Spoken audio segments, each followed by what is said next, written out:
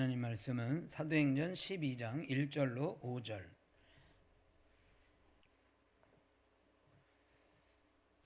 신약성경 사도행전 12장 1절로 5절을 제가 봉독하겠습니다.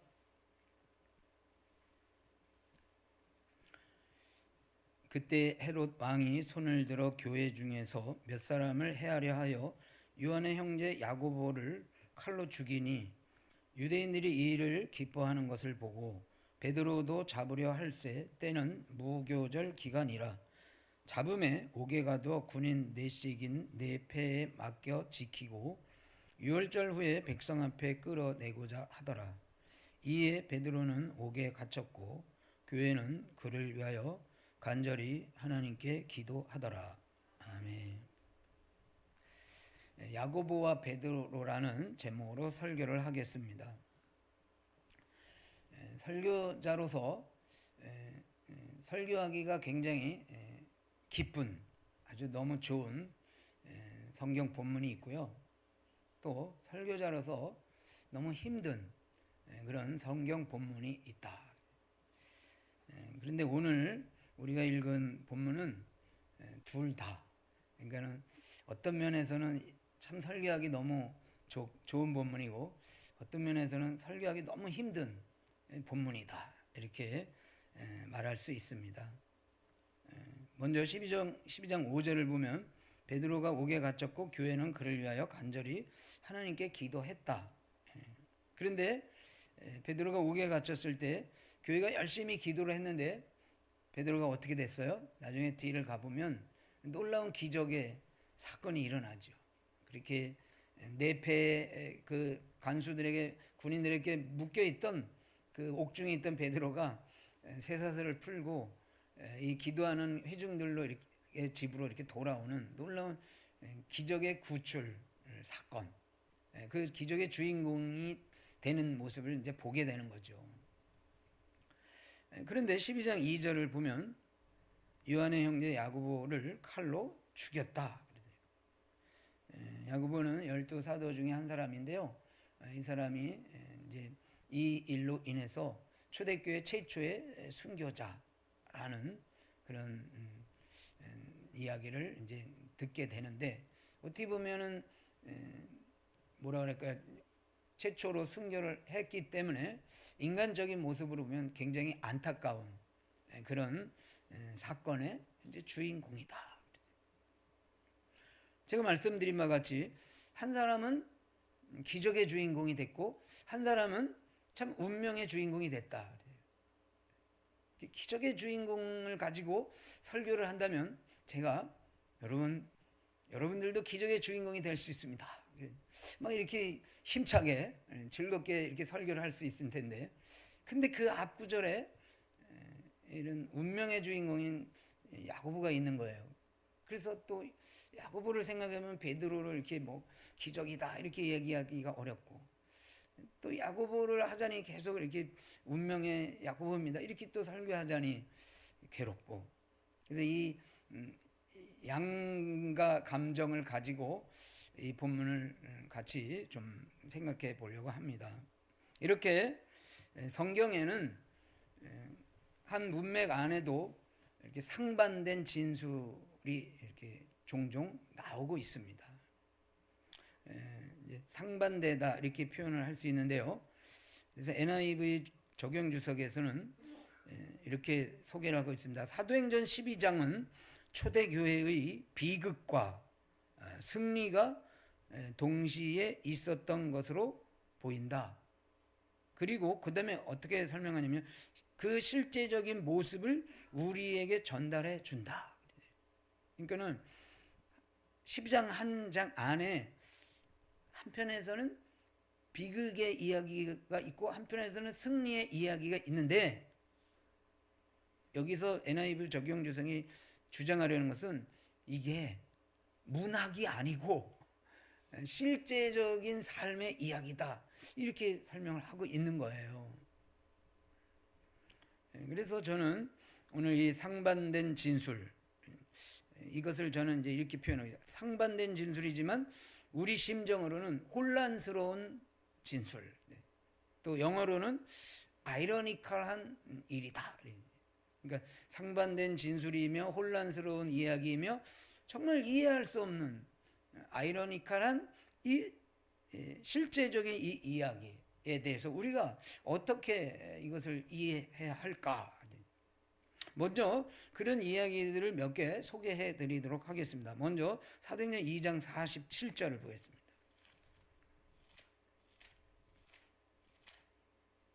사도행전 2장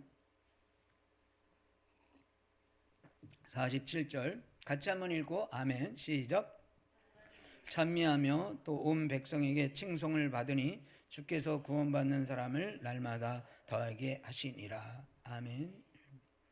초대교회 모습 중에 하나인데요, 하나님을 찬송하고 그다음에 또 뭐라 그러냐면요, 온 백성에게 칭찬을 받았다. 누가?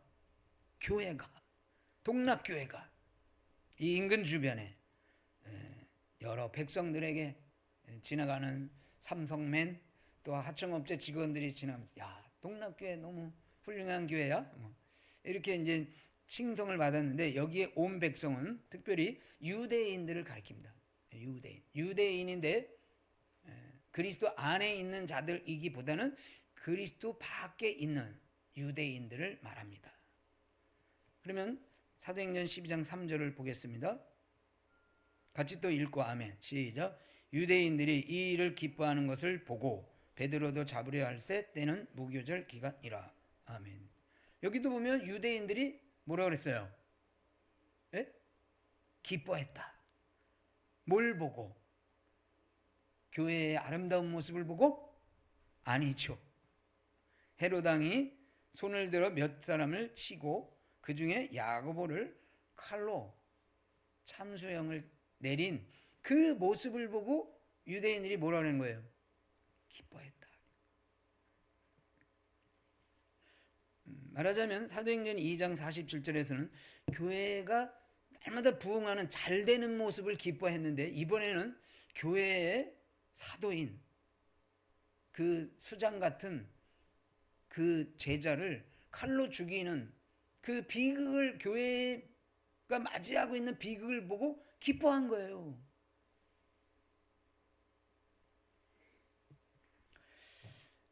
여러분, 믿지 않는 자들이나 또는 정치 지도자들이나 또 여러분들의 일가 친척들도 이래요. 어떤 때는 그래, 교회 다니는 게 좋은 거야, 그래, 믿으려면 교회를 믿어야지, 그러면서 여러분들은 막 칭송하는 때가 있고, 어떤 때는 내가 종교는 믿어도 교회는 안 다닌다, 막 이런 상반적인 완전 태도가 돌변하는 똑같은 사람이에요. 내가 뭐 잘못한 것도 없고 잘한 것도 없고 그저 교회 그리스도인으로 그냥 서 있는 나이인데도 불구하고 어떤 때는 막 훌륭하다 그러고 어떤 때는 그 반대로 잘 안 되는 모습을 보고 기뻐하고, 이런 진술이 아주 혼란스럽고 아이러니한 진술이 이 교회 이 성경 안에 이렇게 상반된 진술이 나오고 있다. 두 번째로 한번 가볼까요? 마가복음 10장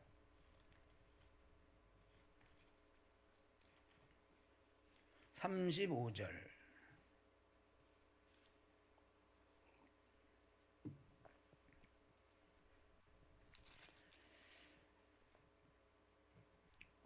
(35에서) 37절까지 제가 읽겠습니다. 세베대의 아들 야고보와 요한이 주께 나와 여짜오되 선생님이여 무엇이든지 우리가 구하는 바를 우리에게 하여 주시기를 원하옵나이다. 이르시되 너에게 무엇을 하여 주기를 원하느냐? 37절 같이 읽고 하면 시작. 여짜오되 주의 영광 중에서 우리를 하나는 주의 우편에 하나는 좌편에 앉게 하여 주옵소서. 아멘. 세베대의 아들 야고보 그리고 요한 형제가 예수님이 그 나라를 이루면, 즉 정치적 메시아로 완성되면 한 자리 달라 그거예요. 말하자면 두 형제가 다, 그의 어머니도 마찬가지지만 세속적 욕심을 가진 자들입니다. 그런데 오늘 사도행전 12장에서 보니 이 세속적 욕심을 가졌던 야고보는 최초의 선교자가 되었어요. 그렇죠? 그리고 세속적 욕심을 가졌던 야고보의 형제 요한은 어떻게 됐어요? 요한계시록에 보면 반모섬으로다 유배를 갔어요. 물론 유배 간 것도 힘든 일이죠. 그런데 전승에 의하면 요한은 굉장히 오래 살았다 그랬어요. 그리고 요한은 주님의 은혜로 환상 중에 천국을 보는, 그 계시록 환상을 보는 아주 영적인 그런 축복을 누렸잖아요. 동일하게 세속적 욕심을 가진 형제인데 한 사람은 아주 오래 살고 천국에 대한 환상을 보고, 한 사람은 그저 짧은 순간에 최초의 순교자로 목배임을 당하고 죽었다 이거예요. 같은 형제이고. 그렇다고 요한이 야고보가 그런 세속적 욕심을 구할 때 요한은 야, 너 그러면 안 되지. 하나님의 나라는 그런 세상적인 나라가 아니고 정치적 메시아가 아니야. 이렇게 좀 더 다른 신앙 고백을 했다면 우리가 이해를 좀 할 수 있는데, 동일한 그런 자리에 있던 자들이 한 사람은 일찍 죽고 한 사람은 오래 사는 그런 상반된 진술이 나오고 있다. 하나만 더 보도록 하겠습니다. 사도행전 12장 3절.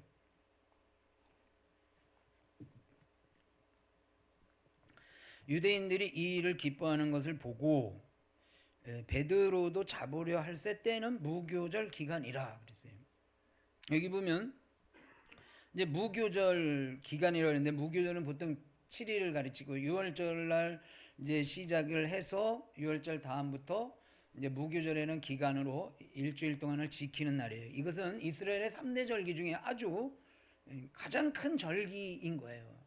그래서 이 절기 때가 되면 어떤 정치적인 일이나 특별히 이렇게 아주 안 좋은 사람을 죽이거나 이런 일을 할 수는 없는 거예요. 그런데 이런 날 이 베드로를 잡아가지고 죽이려 했다는 거지요. 6월절은 유대인들이 하나님의 구원에 대해서 기뻐하고 찬송하는 날인 거예요. 그런데 그런 날 하나님의 일을, 구원의 일을 행하는 사도를 그 축제의 날에 잡아 죽이려 했다. 날은 축제인데 상황은 완전 장례식과 같은 그런 상반된 상황과 환경을 지금 보여주고 있다. 그래서 여러분, 오늘 우리가 이 두 가지의 상반된 모습을 보면서 성경은 현실적으로 볼 때는 굉장히 혼란스러운 이야기가 있고, 또 때로는 당황스럽고 때로는 우리가 이해할 수 없는 이야기들이 이렇게 기록되어 있다. 그러면 이것을 우리가 어떻게 이해해야 될까? 여러분, 먼저 질문을 하겠습니다. 교회가 어렵거나 또 여러분 상황이 어려울 때는 그 해답이 뭘까요? 너무 어려워, 힘들어, 곤란해, 또 너무 이 일이 안 돼. 그러면 그것을 해결하는 방법이 뭘까요? 다 아시죠? 그리스도인의 유일하고 완전한 해결 방법은 뭐다? 기도하는 거죠. 존 스타트 목사님이 이 상황을 이렇게 소개를 합니다. 12장의 이 상황을, 교회의 상황을, 이 상황은 극도로 어두우며 심지어 절망적인 듯이 보였다. 베드로가 도피할 수 있는 가능성은 전혀 없어 보였다. 무력감에 빠진 예수님의 작은 공동체는 로마의 무장 권력에 대항해서 무엇을 할 수 있을 것인가? 그랬어요. 질문. 예수님의 이 힘없는 작은 공동체는 이 로마의 무장 권력, 정말 어떻게 감당할 수 없는 그런 외부의 그 세력 앞에서 이 작은 공동체가 해야 할 일은 무엇인가? 이렇게 질문을 던졌습니다. 질문은 뭡니까? 네? 12장 5절 같이 한번 읽고 아멘. 시작. 교회는 그를 위하여 간절히 하나님께 기도하더라. 아멘. 해답은 뭐예요? 기도하는 거예요. 그런데 제가 서두에서 질문을 드렸지만 기도를 하는데 어떻게 기도하면 좋을까? 야고보를 놓고 우리가 기도를 한다. 야고보는 칼로 죽었어요. 그럼 이제 야고보는 이미 죽었으니 기도할 수 없겠죠. 그러면 그 죽음을 당한 야고보의 가족들을 위해서 우리가 기도를 한다. 그러면 어떤 기도를 해야 될까요? 혹은 야고보가 아직 죽질 않았어. 베드로처럼 이제 죽음을 앞에 두고 있어. 그랬을 때 우리가 해야 될 기도 제목은 뭘까? 이렇게 기도해야 됩니다. 만일에 그 유가족을 위해서 또는 죽음 어쩔 수 없이 죽을 수밖에 없는 그 상황에 만일에 야고보가 있었다면 우리가 이렇게 기도하겠죠. 하나님 아버지, 환난 중에도 잘 견디게 하시고 슬픔 중에도 용기를 잃지 않게 하시고 기쁨으로 주님의 십자가를 지게 하여 주옵소서. 그렇죠? 이미 끝나버렸고 이미 환난 중에 있고, 그래서 기왕에 환난 중에 있는 거 기도할 거는 뭐예요? 그걸 잘 견디고 이기고 어쨌든 믿음을 잃지 않고 가기를 원한다, 이런 기도를 할 수 있을 거예요. 그런데 야고보의 유족들을 위해서는 그렇게 기도할 수 있다면, 그러면 베드로를 위해서는 어떻게 기도할 수 있을까? 근데 베드로는 아직 죽진 않았어요. 그렇죠? 그래서 베드로를 위해서 기도를 한다면, 기준을 삼아서 기도한다면 아주 좋은 기도문이 있어요. 여러분들도 이 기도문을 오늘 가르쳐 드릴 테니까 환난 중에 있을 때 이 기도문을 펴시고 그냥 읽으시면 돼. 기도니까. 시편 91편.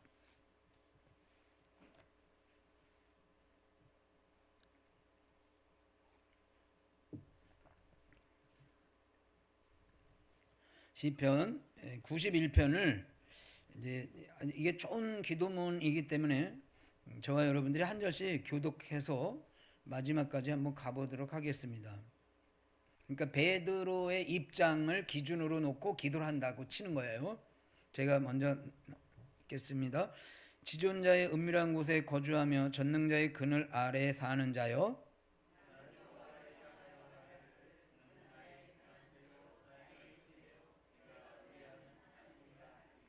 이는 그가 너를 새 사냥꾼의 울무에서와 심한 전염병에서 건지실 것임이로다.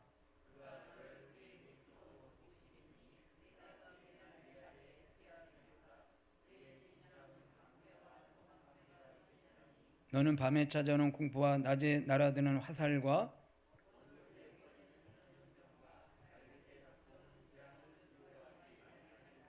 천명이 내 왼쪽에서 만명이 내 오른쪽에서 엎드러지나 이 재앙이 네게 가까이 하지 못하리로다. 네가 말하기를 여호와는 나의 피난처시라 하고 지존자를 너희 거처로 삼았으므로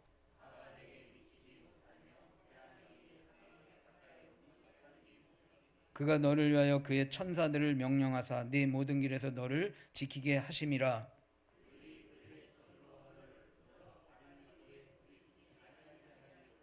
네가 사자와 독사를 밟으며 젊은 사자와 뱀을 발로 누르리로다.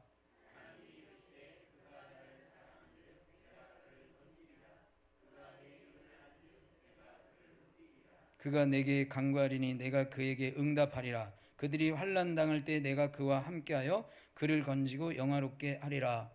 내가 그를 장수하게 함으로 그를 만족하게 하며 나의 구원을 그에게 보이리라 하시도다. 아멘. 여러분, 시편을 교독하시면서 어떤 마음이 들었어요? 좀 지루하셨죠? 길어서 좀 지루하셨어요?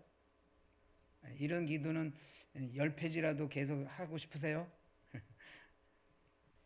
코로나 때도 이 기도를 많이 했어요. 우리가 이 시편 91편 가지고 전염병으로부터 구원해달라.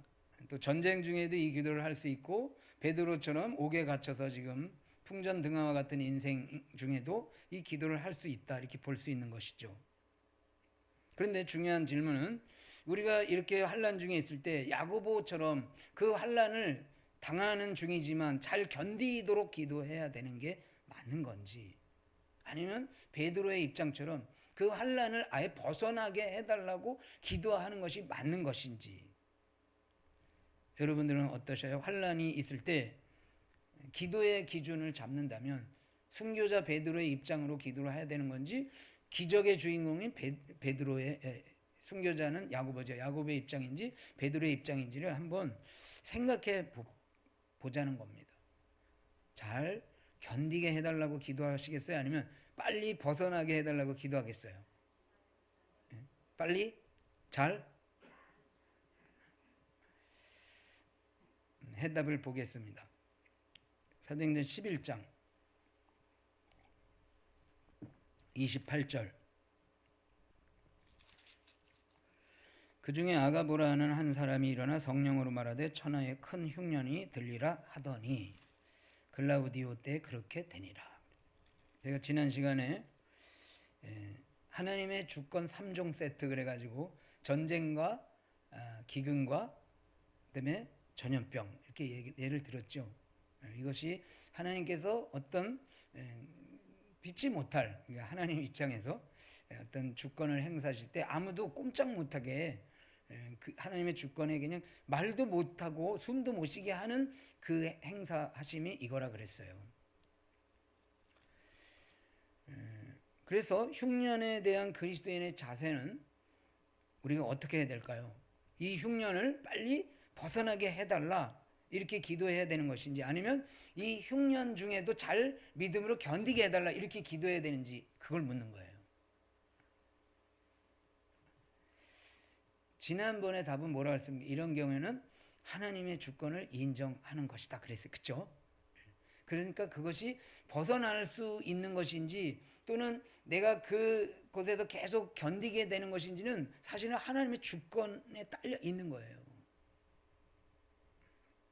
그러므로 이 12장에 상반된 이 삶, 한편은 야고보였고 한편은 베드로였는데 이 두 사람의 이 이야기를 우리는 너무 혼란스러워, 어떤 게 답인지 모르고 어떤 게 기준인지 모르고 어떤 게 내 모델인지를 모르겠어, 이렇게 우리가 질문을 던졌을 때 그 해답은 뭐냐면요, 야고보도 하나님의 주권 아래서 죽은 것이고 베드로도 하나님의 주권 안에서 기적의 주인공이 된 거라, 이렇게 해답을 하는 겁니다.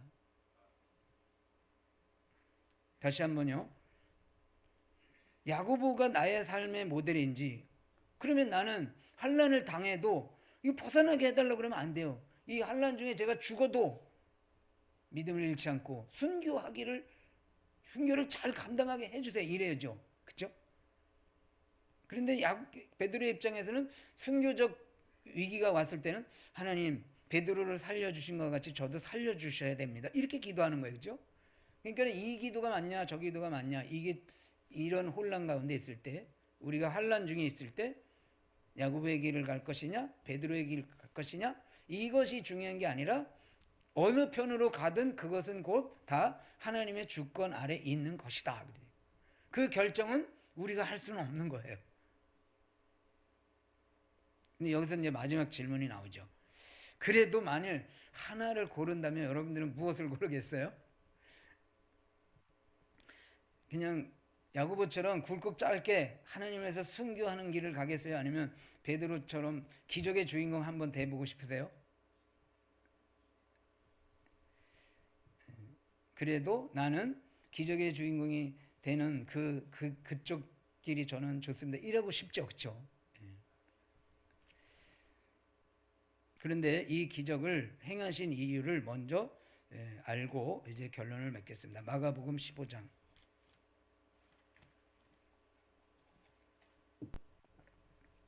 15절.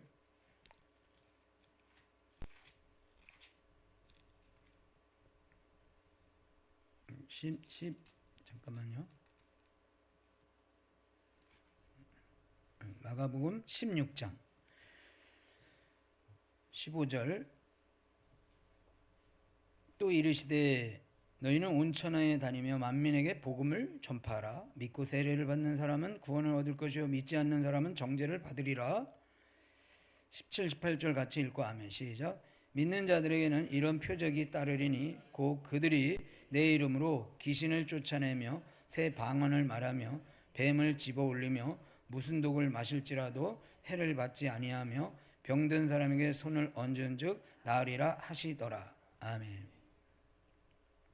여기 기적의 일들을 예수님께서 행하게 하신다 그랬는데 그 행하게 하시는 궁극적인 목적은 뭐냐면요, 15절 온천에 달며 만민에게 뭐라 했습니까? 복음을 전파하라. 그러니까 하나님의 주권 행사의 목적은 기적을 행하는 것을 통해서도 복음을 전파하려는 것이고요, 야고보처럼 순교자로 죽어가게 하는 것도 목적은 뭐예요? 복음을 전파하는 거예요. 그래서 우리가, 저도 마찬가지지만 기적의 주인공이 되고 싶은 건 인간적으로 맞아요. 그런데 그 목적이 뭐냐? 복음을 전파하는 거예요. 그게 하나님의 주권 아래서 그 주권을 행사하기 위한 목적인 거예요. 그럼 내가 질병 중에 놓여 있어요. 질병 중에 있어요. 또는 아까 말한 대로 전염병과 기근과 환난 중에 있어요. 그 일을 통해서도 내가 그 가운데서 벗어나지 못하고 일지라도 하나님의 주권은 그 목적이 무엇인 거예요? 복음 전파예요. 그러니까 야고보를 통해서도 복음을 전파하려고 하셨던 것이고 베드로를 통해서도 복음을 전파하려는 하나님의 목적이 있었던 거예요. 그래서 우리가 야고보의 길이든 베드로의 길이든 어떤 길에 있든지 나의 나된 것은 오직 복음을 전하려는 하나님의 주권인 것을 인정하는 겁니다. 그래서 저와 여러분들이 혹여라도 어떤 상황 중에 있을 때, 특별히 환난 중에 있을 때 기억할 것은, 내가 이렇게 고생당하지만, 내가 이렇게 억울하고 또 내가 이렇게 힘들지만 그래도 이 일을 통해서 하나님이 복음을 증거하고 계시겠지, 이 믿음을 가지시기를 바랍니다. 그리고 또 어떤 사람은 나보다 훨씬 더 기적의 주인공으로 살고 있어요. 그러더라도 그 사람은 그 사람 나름대로 하나님이 그를 통해서 복음을 전파하고 계신 거예요. 그래서 우리가 어느 형편의 상황에 놓여 있든지, 순교자의 길로 가든지 또는 기적의 주인공의 길로 가든지, 어떤 길로 가든지 하나님의 주권은 여전히 나를 통해서 복음을 퍼뜨리고 계신다. 이 믿음을 가지시길 축복합니다. 그리고 또 한 가지 기억할 것은, 우리가 이 복음을 받을 때도 마찬가지였어요. 어떤 사람이 기적의 주인공이 돼서 그 사람을 통해서 내가 복음을 받은 사람도 있고, 어떤 사람은 여러 가지 환난과 그런 핍박 속에서도 그것을 견뎌내는 모습을 보고 내가 복음을 받은 경우도 있는 거예요. 그런데 제 개인적인 소견은, 이 복음이 전파되는 길은 기적의 주인공들이 많은 것보다는 환난 중에 견디는 일들을 통해서 복음이 더 잘 증거되는 것 같은 개인적인 견해가 있다. 그 실제적인 예를 하나를 들어보면요, 우리나라 교회의 현실을 보면 가난하고 힘들고 막 어려울 때, 즉 6.25 동난도 우리 자국의 힘으로 견디기 어려워서 연합군이 와서 우리를 도와줘가지고 간신히 살아남았잖아요, 그죠? 근데 지금은 우리나라가 군사력으로는 세계 5위 정도의 군사력을 가지고 있대요. 그러면 이만큼 엄청난 그 경제적인 국방적인 대국이 됐는데, 그러면 교회는 얼만큼이나 성장했냐? 그 6.25 동란 이후에 70년, 80년도 그때보다 지금은 이제 마이너스 성장을, 기적처럼 마이너스 성장이 일어나고 있는 게 우리 한국교회의 현실인 거예요. 그래서 이런 역사적인 현실을 보았을 때는 기적의 주인공들이 많이 있는 것보다는 오히려 환난 중에서 그것을 잘 견뎌내고 이겨내는 사람들이 있을 때, 하나님의 복음이 더 많이 전파되고 있다라는 교회사적 증거와 우리 한국교회의 증거를 볼 수 있습니다. 그래서 여러분들이 혹 그런 환난 중에 있더라도, 내가 기적의 주인공도 되고 싶지만 그럼에도 불구하고 내 이 환난 중에서 주님의 그 주권을 인정하고 살 때 나를 통해서 예수 그리스도가 증거되고 있다라는 이 믿음을 가지고 잘 견디시기를 주님의 이름으로 축복합니다. 기도하겠습니다.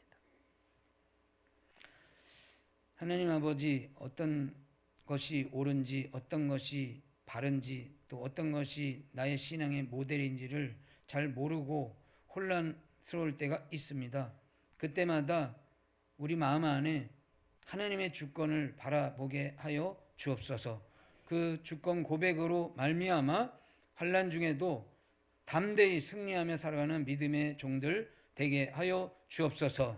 예수님께서 우리에게 말씀하신 대로 너희가 세상에서 환난을 당하라, 담대하라, 이기었노라고 선언하신 그 말씀을 붙잡고 복음 전도의 통로로 잘 사용되는 믿음의 종들 되게 하여 주옵소서. 감사하며 살아계신 예수님 이름으로 기도드리옵나이다. 아멘.